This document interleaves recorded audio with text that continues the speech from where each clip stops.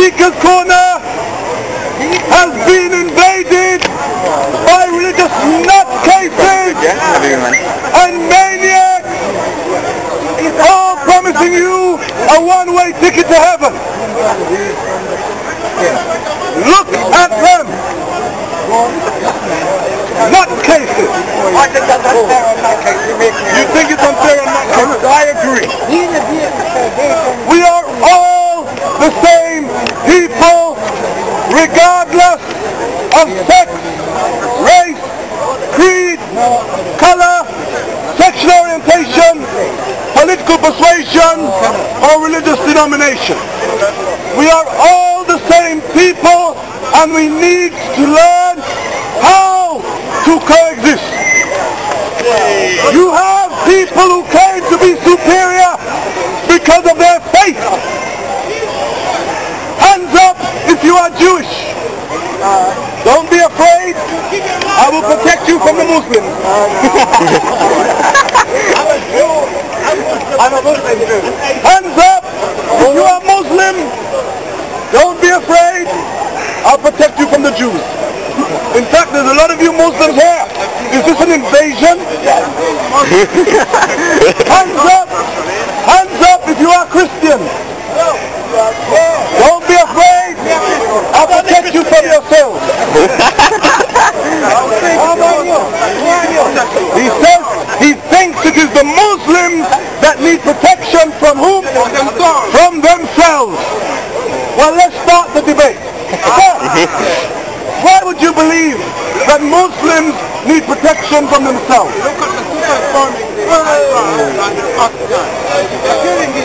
Okay?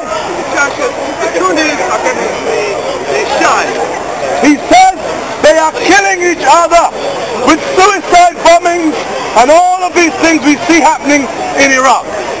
He mentions suicide bombing. He mentions Iraq. He mentions the residual problem of an imperial invasion. Sir, where were the suicide bombers before America invaded Iraq?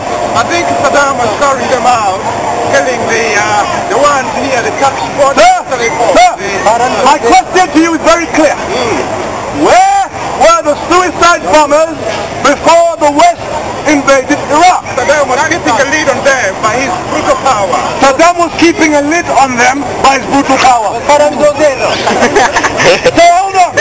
So in Iraq we never had a history of suicide bombings.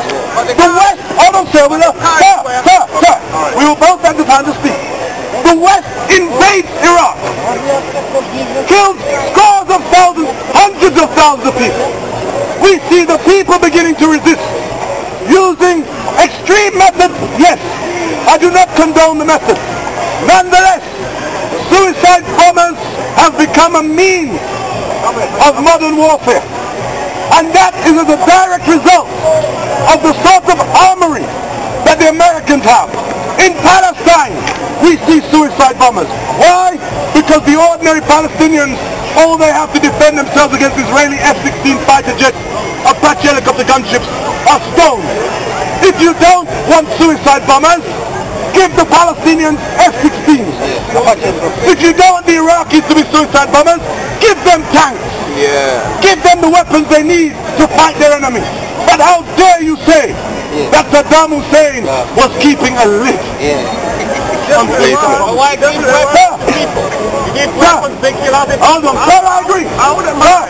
What is your prejudice? I wouldn't mind if the Iraqi people were killing only the invaders as Americans suppose. He wouldn't mind. He wouldn't mind. He wouldn't mind. He says he wouldn't mind if the Iraqis were just killing the invaders. Sir, in every conflict where anarchy reigns, the people implode against themselves. You look to Palestine, where you have the Fatah party. My friend, you have Hamas. Hamas democratically won the election. Hold on, so where are you going? So before you go, let me give you this point. Not on Hamas or Muslims or Palestine, but about Africa. In South Africa, we had the Zulu. We had Inkatha. We had the ANC. They were butchering each other, vying for power. Now, the West claims, not the West, white South Africa claims that look at what will happen if you give black people their independence. They will kill each other. They said there would be anarchy, there would be mayhem, there would be mass murder. Nelson Mandela came to power in 1994.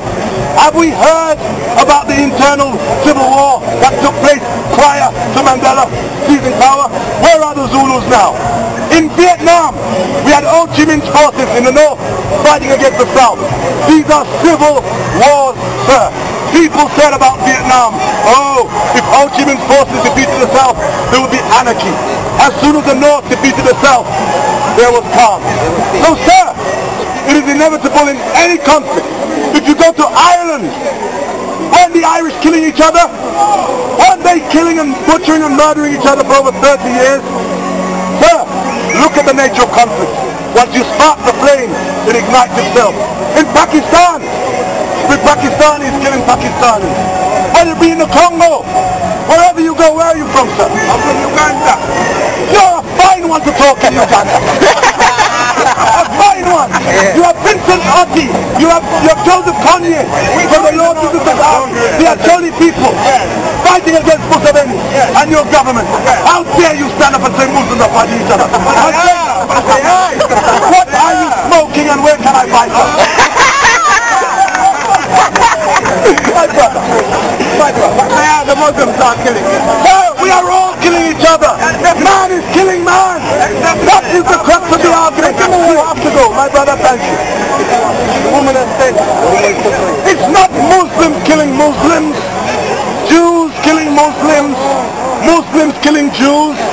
It is man killing man on the basis of ideology, belief, one arrogance, the belief that one is superior to the other.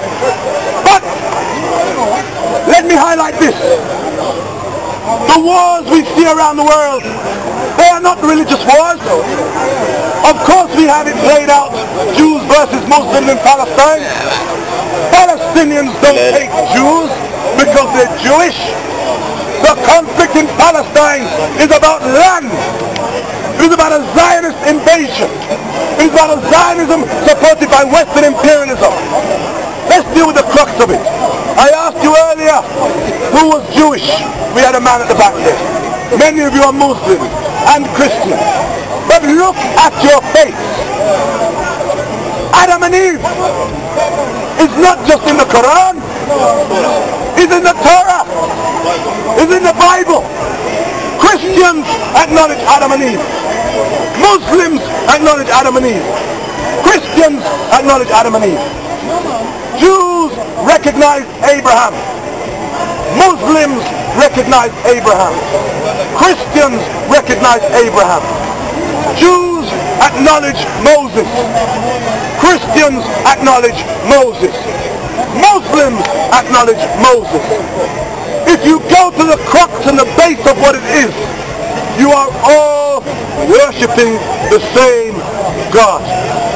This is not religious. These conflicts are not religious. They're about land, imperialism. Look at the West invasion of Iraq, Afghanistan, Pakistan, Libya. How is it? As soon as the people of Libya fight back, they will be called terrorists, Muslim terrorists. When the people of Iraq, Afghanistan, Pakistan fight back against imperialism, it is not labeled as people fighting a war against imperialism. It is seen as Muslim terrorists, Muslim extremists fighting against freedom and democracy. What freedom are you exporting abroad? Let me ask this general question to you Europeans or Westerners in the audience. Tell me, sir, what are Western forces doing in Afghanistan? Slaughtering thousands of people, including civilians. He says they are slaughtering